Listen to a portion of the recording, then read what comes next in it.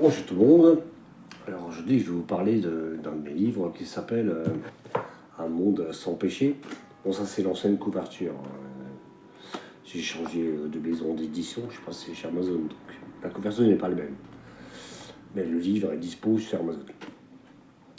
Donc, Un monde sans péché, c'est une histoire assez intéressante.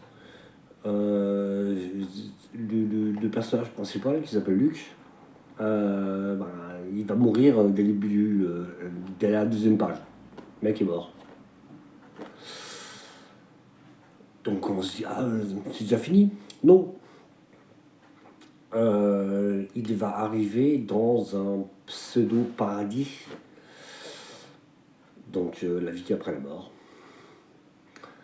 dans un endroit qui s'appelle Heaven City,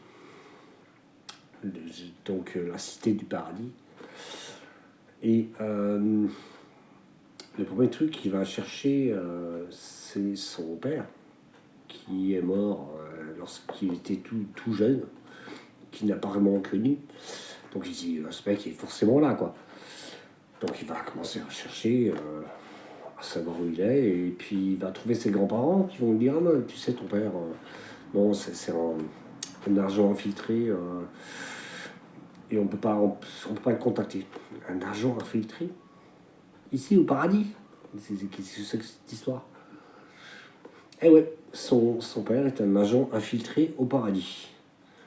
Car le paradis, là, est sectionné par siècle. Puisque quelqu'un qui a vécu au XIIIe siècle, par exemple, enfin, pourrait difficilement se retrouver dans un endroit où il y a des gens qui ont vécu au XVIIIe siècle ou au XIXe siècle. Hmm. Car les choses sont différentes. Et puis, bon, il ne faut pas non plus trop bouleverser les esprits. Donc, vous comprenez bien que ce paradis est sectionné par siècle. Mais ce gars, Luc, lui, ce qu'il veut, c'est retrouver son père. Et il se demande pourquoi son père est un agent infiltré. Bon, alors vous imaginez bien que cette histoire va beaucoup plus loin que ça.